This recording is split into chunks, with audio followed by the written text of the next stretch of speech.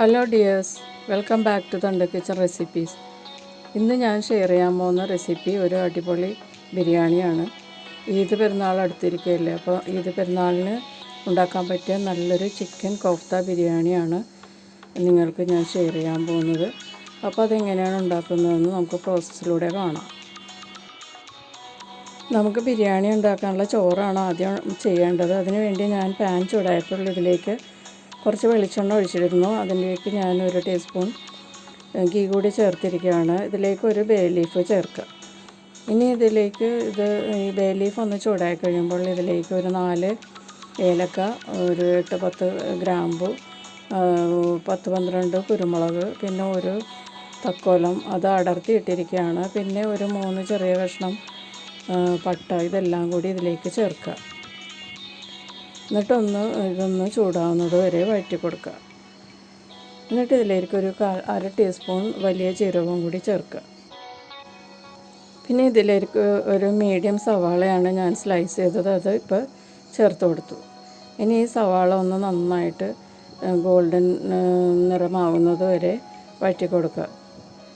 ഇപ്പോൾ സവാളയൊക്കെ നന്നായിട്ട് ഗോൾഡൻ ബ്രൗൺ നിറമായിട്ടുണ്ട്. ഇനി ഇതിലേക്ക് നമ്മൾ അരി ചേർത്ത് കൊടുക്കുക. ഞാൻ അരമണിക്കൂർ കുതിർത്തിയിട്ട് പിന്നെ ഡ്രെയിൻ ചെയ്ത് വെച്ച അരിയാണ് ഇത്. 500 ഗ്രാം അരിയാണ്, 1 കിലോ അരിയാണ് ഞാൻ എടുത്തിരിക്കുന്നത്. എന്നിട്ട് ഈ മസാലയുമായിട്ട് ഈ അരി ഒന്ന് മിക്സ് ചെയ്യുക. ഒന്ന് മിക്സ് ചെയ്താൽ മാത്രം മതി, ഇത് ഫ്രൈ ചെയ്യേണ്ട ആവശ്യമില്ല. ഇനി ഇതിലേക്ക് അരിയുടെ അളവനുസരിച്ചുള്ള വെള്ളം ചേർക്കാം. ഞാൻ 1 ഗ്ലാസ് അരിക്ക് 1.5 ഗ്ലാസ് വെള്ളമാണ് ചേർക്കുന്നത്. അത് ഉപ്പിട്ട് തിളപ്പിച്ചിട്ട് ആ തിളച്ച ചൂടോടെയാണ് ഞാനിപ്പോൾ വെള്ളം ചേർത്ത് കൊടുത്തത്. എന്നിട്ടൊന്ന് നന്നായിട്ട് മിക്സ് ചെയ്തിട്ട് കവർ ചെയ്ത് ഒരു 3 മിനിറ്റ് നമുക്ക് കുക്ക് ചെയ്യാം. ഇത് മീഡിയം ഫ്ലെയിമിലാണ് കേട്ടോ ഞാൻ കുക്ക് ചെയ്യണത്. അതിന് ശേഷം നമുക്ക് തുറന്നിട്ട് ഒന്ന് മിക്സ് ചെയ്ത് കൊടുക്കുക. 3 മിനിറ്റ് കഴിഞ്ഞ് ഇപ്പോൾ ഒന്ന് തുറന്ന് നന്നായിട്ടൊന്ന് മിക്സ് ചെയ്ത് കൊടുത്തതിന് ശേഷം ലോ ഫ്ലെയിമിലാക്കിയിട്ട് ഇതിലേക്ക് ഒരു 2 ടീസ്പൂൺ ലെമൺ ജ്യൂസ് ചേർത്ത് കൊടുക്കുക. എന്നിട്ടൊന്ന് നന്നായിട്ട് മിക്സ് ചെയ്യുക. നമ്മൾ ചോറിന് വേണ്ട ഉപ്പ് വെള്ളത്തിൽ ചേർത്തിട്ടുണ്ട് കേട്ടോ, അതുകൊണ്ട് ചോറിന് ഇനി ഉപ്പ് ചേർക്കേണ്ട ആവശ്യമില്ല. ഇപ്പോൾ ലെമൺ ജ്യൂസ് മാത്രം ചേർത്താൽ മതി. ഇനി ഒരു 3 മിനിറ്റ് നമ്മൾ ലോ ഫ്ലെയിമിൽ കുക്ക് ചെയ്തതിന് ശേഷം തുറന്ന് നോക്കുക. അപ്പോൾ വെള്ളമൊക്കെ നന്നായിട്ട് വറ്റിയിട്ടുണ്ട്, ചോറൊക്കെ നന്നായിട്ട് വെന്തിട്ടുണ്ട്. ഇപ്പോൾ ചോറ് റെഡി ആയിട്ടുണ്ട് കണ്ടോ. ഇനി ഇതൊന്ന് നന്നായിട്ടൊന്ന് മിക്സ് ചെയ്തതിന് ശേഷം നമുക്കിത് മാറ്റി വയ്ക്കാം. എന്നിട്ട് നമുക്ക് ചിക്കൻ കോഫ്ത ഗ്രേവി ശരിയാക്കണം. അപ്പോൾ നമുക്ക് ആ പ്രോസസ്സിലോട്ട് പോകാം. 1 കിലോ ബോൺലെസ് ചിക്കൻ ഇത് ക്രഷ് എടുത്തതാണ്. കുറച്ച് കഷ്ണങ്ങളൊക്കെ വേണം. ഇതിലേക്ക് ഞാൻ 1/4 ടീസ്പൂൺ മഞ്ഞൾപ്പൊടി ചേർത്തിട്ടുണ്ട്. ഇനി ഇതിലേക്ക് ഒരു 1.5 ടീസ്പൂൺ സ്പൈസി ചിക്കൻ മസാലയാണ് ചേർത്തത്. അത് നിങ്ങളുടെ കയ്യിലില്ലെങ്കിൽ സാധാരണ മുളക് പൊടി ചേർത്താലും മതി. പിന്നെ ഇതിലേക്ക് ഒരു 1/2 ടീസ്പൂൺ ചിക്കൻ മസാലപ്പൊടി, സാധാരണ ചിക്കൻ മസാലപ്പൊടി അത് ചേർക്കുക. പിന്നെ ഇതിലേക്ക് ഒരു 3/4 ടീസ്പൂൺ മല്ലിപ്പൊടി അത് ചേർത്ത്, പിന്നെ ഇതിലേക്ക് 1 ടീസ്പൂൺ ജിഞ്ചർ ഗാർലിക് പേസ്റ്റ് ചേർക്കുക. ഇനി ഇതിലേക്ക് ഒരു മീഡിയം സവാളയുടെ പകുതി സവാള ഫ്രൈ ചെയ്തിട്ട് അത് പൊടിച്ചെടുത്താണ് മിക്സിയിൽ. നന്നായിട്ട് വറുത്തതിന് ശേഷം പൊടിച്ചെടുത്ത് അത് ചേർക്കുക. 2 ടീസ്പൂൺ കടലമാവാണ് ഞാനിപ്പോൾ ചേർക്കുന്നത്. നിങ്ങളുടെ കയ്യിൽ കടലമാവില്ലെങ്കിൽ കോൺഫ്ലവർ ചേർത്താലും മതി. ഇനി ഇതിലേക്ക് ഒരു മുട്ട ചേർക്കണം. ഞാനിത് ബീറ്റ് ചെയ്തിട്ടാണ് ചേർക്കുന്നത്. നിങ്ങൾക്ക് ഇത് പൊട്ടിച്ചിട്ടിട്ട് അങ്ങനെ കുഴച്ചാലും മതിയാകും. പിന്നെ 1 ടീസ്പൂൺ കോറിയാണ്ടർ ലീവ്സ്, മല്ലിച്ചീര, അതാണിപ്പോൾ ചെറുതായിട്ട് നുറുക്കിയിട്ടത്. പിന്നെ ഇതിലേക്ക് വേണ്ട ഉപ്പും കൂടി ചേർക്കുക. ഉപ്പും കൂടി ചേർത്തിട്ട് നന്നായിട്ട് ഇത് കൈകൊണ്ട് കുഴച്ചെടുക്കുക. ഞാൻ കുരുമുളക് ചേർക്കാൻ മറന്നുപോയി, കുരുമുളക് പൊടിയും കൂടി ചേർക്കുക. എന്നിട്ടൊന്നും കൂടി നന്നായിട്ടൊന്ന് മിക്സ് ചെയ്യുക, കുഴച്ചെടുക്കുക നന്നായിട്ട്. അപ്പോൾ ഞാൻ ആ ചിക്കൻ്റെ മസാലയും എല്ലാം നന്നായിട്ട് കുഴച്ചെടുത്തിട്ടുണ്ട്. ഇനി നമുക്കിതിൽ നിന്ന് കുറച്ചായിട്ട് എടുത്തിട്ട് ഇതുപോലെ നന്നായിട്ട് ഉരുട്ടിയെടുക്കാം. ചെറിയ ചെറിയ ഉരുളകളാക്കി ഉരുട്ടിയെടുത്തിട്ടാണ് നമ്മൾ ഫ്രൈ ചെയ്യുന്നത്. അപ്പോൾ ഞാനതെല്ലാം ഉരുട്ടിയെടുത്തിട്ടുണ്ട്. ഇനി നമുക്ക് ഇത് എണ്ണ ചൂടായി കഴിയുമ്പോൾ അതിലേക്കിട്ട് നന്നായിട്ട് ഫ്രൈ ചെയ്തെടുക്കാം. എണ്ണ നന്നായിട്ട് ചൂടാവുമ്പോഴാണ് ഇട്ട് കൊടുക്കേണ്ടത് കേട്ടോ. എന്നിട്ട് മീഡിയം ഫ്ലെയിമിൽ വറുത്ത് വരിക, അല്ലെങ്കിൽ പുറം പെട്ടെന്ന് കരിഞ്ഞു പോവുകയും ചെയ്യും, ഉള്ളു കുക്കായിട്ടുണ്ടാവില്ല. അപ്പോൾ ചിക്കനൊക്കെ ഒന്നും കുക്കാകാത്തതാണ് നമ്മളിപ്പോൾ മിക്സ് ചെയ്ത് എടുത്തത്. അപ്പോൾ ഹൈ ഫ്ലെയിമിൽ വെക്കരുത്, ലോ ഫ്ലെയിമിലോ അല്ലെങ്കിൽ മീഡിയം ഫ്ലെയിമിലോ ഇത് നേരിയ തീയിൽ വറുത്ത് പോരുക. അപ്പോൾ ഉള്ളൊക്കെ നന്നായിട്ട് വെന്തിട്ടുണ്ടാവും. നമ്മളുടെ ഫസ്റ്റ് സെറ്റ് റെഡി ആയിട്ടുണ്ട്. ഇനി നമുക്ക് ബാക്കിയുള്ള സെറ്റും കൂടി ഇട്ട് വറുത്ത് കോരിയെടുക്കാം. നമ്മുടെ രണ്ടാമത്തെ സെറ്റും ഏകദേശം റെഡിയായി വരികയാണ്. നമ്മുടെ ചിക്കൻ കോഫ്തകളെല്ലാം നന്നായിട്ട് മൊരിഞ്ഞുകൊണ്ടിരിക്കുകയാണ് കേട്ടോ. വളരെ ഞാൻ നേരിയ തീയിലും പിന്നെ മീഡിയം ഫ്ലെയിമിലുമായിട്ട് മാറ്റിയാണ് ഞാൻ ഫ്രൈ ചെയ്തെടുത്തത്. ലോ ഫ്ലെയിമിലോട്ട് മാറ്റുമ്പോൾ തീ കൂടുതൽ കുറഞ്ഞു പോകണമെന്ന് തോന്നുമ്പോൾ ഞാനത് മീഡിയം ഫ്ലെയിമിലോട്ട് മാറ്റിയിട്ട് അങ്ങനെ മൊരിയുന്നത് വരെ വെയിറ്റ് ചെയ്തിട്ടാണ് ഇതെല്ലാം ഫ്രൈ ചെയ്തത്. ഹൈ ഫ്ലെയിമിൽ ഇട്ടാൽ പുറം പെട്ടെന്ന് മുരിഞ്ഞ് പോവുകയും ഉള്ളു വേകാതിരിക്കുകയും ചെയ്യും. അപ്പോൾ അതുകൊണ്ട് ഹൈ ഫ്ലെയിമിൽ കുക്ക് ചെയ്യരുത് കേട്ടോ ഇത് ഫ്രൈ ചെയ്യുമ്പോഴേക്കും. ചിക്കനിന് അധികം വേഗമൊന്നും ഇല്ല, എന്നാലും പെട്ടെന്ന് കരിഞ്ഞു പോകും പുറമെല്ലാം. അപ്പോൾ ഇതെല്ലാം റെഡി ആയിട്ടുണ്ട്. നമുക്കിനി ഗ്രേവി ഉണ്ടാക്കാം.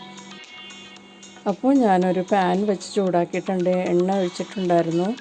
വെളിച്ചെണ്ണയാണ് കേട്ടോ ഞാൻ ഒഴിച്ചിരിക്കുന്നത്. അതിലേക്ക് 5 ഏലക്കായ, പിന്നെ ഒരു 4 കറയാമ്പൂ, പിന്നെ ഒരു 3-4 കഷ്ണം ചെറിയ പട്ട ഇത് ചേർക്കുക. എന്നിട്ട് ഇതൊന്ന് ചൂടായി വരുമ്പോഴേക്കും ഇതിലേക്ക് ഒരു വലിയ സവാള സ്ലൈസ് ചെയ്തത് ചേർക്കുക. ഞാൻ മസാലകളൊക്കെ കുറച്ച് ഉപയോഗിക്കുന്നുള്ളൂ കേട്ടോ. നിങ്ങൾക്ക് കൂടുതൽ വേണമെങ്കിൽ കൂടുതൽ ഉപയോഗിക്കാം, പട്ടയും കറിയാമ്പ് ഏലക്കയൊക്കെ. അപ്പോൾ ഒരു വലിയ സവാളയാണ് ഞാൻ ചേർത്തത്. അതിൻ്റെ നിറം മാറി തുടങ്ങുമ്പോഴേക്കും അതിലേക്ക് ഒരു 2 ടീസ്പൂൺ വെളുത്തുള്ളി ചതച്ചതും, പിന്നെ ഒരു വലിയ കഷ്ണം ഇഞ്ചി ചതച്ചത്, പിന്നെ ഒരു 3 വലിയ പച്ചമുളക് എരിവുള്ളതാണ്, അതും കൂടി ചേർക്കുക. എന്നിട്ട് നന്നായിട്ടൊന്ന് വഴറ്റി കൊടുക്കുക. എന്നിട്ട് അതിലേക്ക് ഒരു 1/4 ടീസ്പൂൺ മഞ്ഞൾപ്പൊടി, 1/4 ടീസ്പൂൺ മുളക് പൊടി, സാധാരണ ചില്ലി പൗഡറാണ്, പിന്നെ ഒരു 1.5 ടീസ്പൂൺ ബിരിയാണി മസാല പൗഡർ, അതും കൂടി ചേർക്കുക. എന്നിട്ടൊന്ന് നന്നായിട്ടൊന്ന് വഴറ്റി കൊടുക്കുക. 1 മിനിറ്റ് ഇതിൻ്റെ പച്ചമണമൊക്കെ മാറുന്നത് വരെ ഒന്ന് വഴറ്റി കൊടുക്കുക. ഇപ്പോൾ പൊടികളൊക്കെ ഏകദേശം കുക്കായിട്ടുണ്ട്. ഇനി ഇതിലേക്ക് 2 മീഡിയം തക്കാളിയാണ് അത് ഞാൻ സ്ലൈസ് ചെയ്തത്, അത് ഇതിലേക്ക് ചേർത്ത് കൊടുക്കുക. തക്കാളി ഒന്ന് നന്നായിട്ട് വഴന്ന് വരുന്നത് വരെ നമ്മൾ കുക്ക് ചെയ്യണം. ഇതിലേക്ക് നമുക്ക് ആവശ്യമുള്ള ഉപ്പ് ചേർത്ത് കൊടുക്കാം. ഇപ്പോൾ തൽക്കാലം കുറച്ച് ഉപ്പ് ചേർക്കുക. എന്നിട്ട് നമുക്ക് അവസാനം നോക്കാം ഉപ്പ് പാകത്തിനുണ്ടോയെന്ന്. ഈ തക്കാളിയൊക്കെ വളരെ നന്നായിട്ട് സോഫ്റ്റ് ആകുന്നത് വരെ വഴറ്റി കൊടുക്കുക. ഇപ്പോൾ തക്കാളിയൊക്കെ നന്നായിട്ട് കുക്കായിട്ടുണ്ട്, കണ്ടോ, നല്ല സോഫ്റ്റായിട്ട് തക്കാളിയുടെ കഷ്ണമൊക്കെ നന്നായിട്ട് വെന്തിട്ടുണ്ട്. ഇനി ഇതിലേക്ക് 2 ടീസ്പൂൺ തൈര്, കട്ടത്തൈര് ചേർത്ത് കൊടുക്കുക. എന്നിട്ടൊന്ന് നന്നായിട്ട് മിക്സ് ചെയ്യുക. 1 മിനിറ്റ് ഇതൊന്ന് നന്നായിട്ട് ഈ ഗ്രേവിയോട് ചേരുന്നത് വരെ ഒന്ന് കുക്ക് ചെയ്യുക. അപ്പോൾ ഇപ്പോൾ തൈരൊക്കെ നന്നായിട്ട് ഇതിൽ ചേർന്നിട്ടുണ്ട്, നന്നായിട്ട് കുക്കായി. ഇനി ഇതിലേക്ക് കുറച്ച് മല്ലിയില ചേർത്ത് കൊടുക്കാം. മല്ലിയില ഒന്ന് മിക്സ് ചെയ്തതിന് ശേഷം ഇതിലേക്ക് നമുക്ക് കുറച്ച് മിൻറ്റ് ചേർത്ത് കൊടുക്കാം. പുതിന ഞാനിവിടെ ഉണ്ടായതാണ് കേട്ടോ, അതാണ് ഞാനിപ്പോൾ ചേർക്കാൻ കാരണം. പുറത്തുനിന്ന് വാങ്ങിക്കുന്ന പുതിനയൊന്നും ഞാൻ ചേർക്കാറില്ല, സാധാരണ ഫ്രഷ് കിട്ടാറുമില്ല. അതുകൊണ്ട് ഞാനിപ്പോൾ ഇവിടെ ഉണ്ടായ എൻ്റെ ചെടിച്ചട്ടിയിലുണ്ടായ പുതിനയാണ് ഞാനിപ്പോൾ ചേർത്ത് കൊടുക്കുന്നത്. എന്നിട്ടതൊന്ന് മിക്സ് ചെയ്യുക നന്നായിട്ട്. പുതിനയും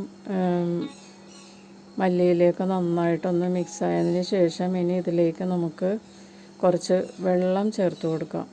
ചൂടുവെള്ളമാണ് കേട്ടോ ചേർക്കേണ്ടത്. എന്നിട്ട് ഒന്ന് ആദ്യം ഇതെല്ലാം ഒന്ന് അഴിപ്പിച്ചതിന് ശേഷം ഈ വെള്ളത്തോടു കൂടി നന്നായിട്ടൊന്ന് തിക്കാകണം. അതിന് ശേഷം വീണ്ടും നമുക്ക് ഗ്രേവിക്ക് ആവശ്യമുള്ള വെള്ളം ചേർത്ത് കൊടുക്കുക. അപ്പോൾ ഈ ചൂടുവെള്ളം ചേർത്ത് കഴിയുമ്പോൾ ഇത് പെട്ടെന്ന് കുക്കാകും. തണുത്ത വെള്ളമാണെങ്കിൽ ഈ അരപ്പയ്ക്ക ഒന്നങ്ങോട്ട് തണുത്ത് പോയിട്ട് പിന്നെ രണ്ടാമത് ചൂടായി വരണം. അപ്പോൾ ചൂടുവെള്ളം ചേർക്കുന്നതായിരിക്കും നല്ലത്. ഞാനിപ്പോൾ ആവശ്യത്തിനുള്ള ചൂടുവെള്ളം ചേർത്തിട്ടുണ്ട്. ഈ ഗ്രേവിയിലാണ് നമ്മൾ ചിക്കൻ ബോൾസ് വറുത്ത് വെച്ചിരിക്കുന്നത് കുക്ക് ചെയ്യാൻ പോകുന്നത്. അപ്പോൾ ഇനി ഇതൊന്ന് നന്നായിട്ട് തിളക്കുന്നത് വരെ നമുക്ക് വെയിറ്റ് ചെയ്യാം. അപ്പോൾ ഇത് തിളക്കാൻ തുടങ്ങിയിട്ടുണ്ട്. ഇതൊന്ന് മൂടി വെച്ച് നമുക്കൊന്ന് കുക്ക് ചെയ്യാം. അപ്പോൾ ഇതിനകത്ത് ഗ്രേവി പൊടികളും സവാളയൊക്കെ നന്നായിട്ട് സോഫ്റ്റാകും. എന്നിട്ട് നമുക്കൊരു തുറന്ന് വെച്ചിട്ട് എന്നിട്ട് നന്നായിട്ടൊന്ന് ഇളക്കി കൊടുക്കുക. ഇളക്കി കൊടുത്തിട്ട് ഇതിലേക്ക് നമുക്ക് കോഫ്തകൾ ആഡ് ചെയ്യാം.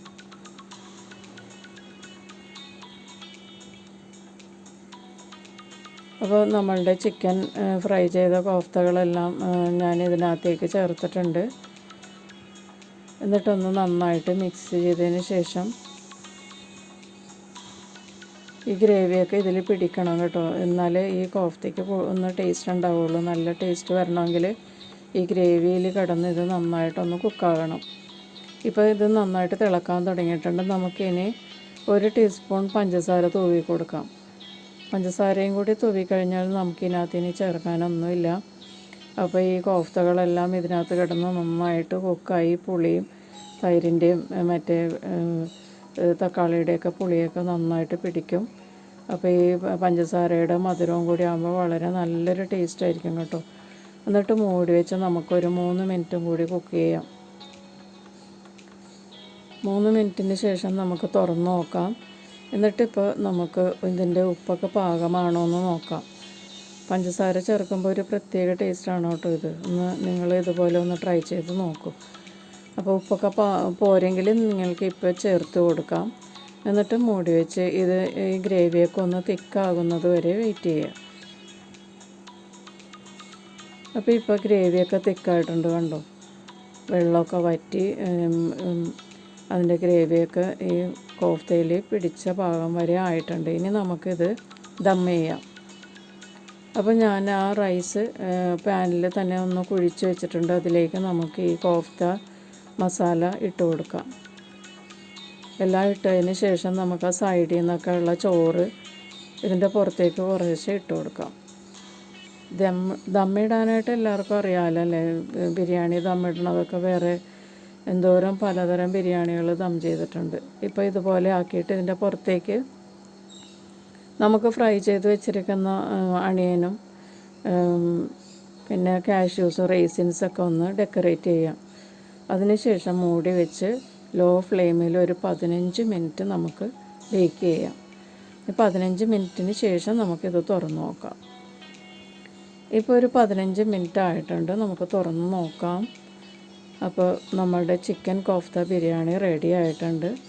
വളരെ ടേസ്റ്റായിട്ടുള്ളൊരു ബിരിയാണിയാണ് കേട്ടോ. ചോറൊക്കെ നല്ല യമ്മി ആയിട്ടാണ് ഇരിക്കുന്നത്. അപ്പോൾ വളരെ ഡെലീഷ്യസ് ആയിട്ടുള്ള ഈ ചിക്കൻ കോഫ്ത ബിരിയാണി എല്ലാവരും ട്രൈ ചെയ്യുക. ഇഷ്ടപ്പെട്ടാൽ ലൈക്ക് ചെയ്യുക, ഷെയർ ചെയ്യുക, പിന്നെ സബ്സ്ക്രൈബ് ചെയ്യാനും മറക്കരുത്. പിന്നെ നിങ്ങളുടെ ഫീഡ്ബാക്സൊക്കെ എന്നെ അറിയിക്കുക. അപ്പോൾ എല്ലാവർക്കും നല്ലൊരു ഈദ് പെരുന്നാൾ ആശംസിക്കുകയാണ്. അപ്പോൾ അടുത്ത വീഡിയോയിൽ കാണാം. Thank you.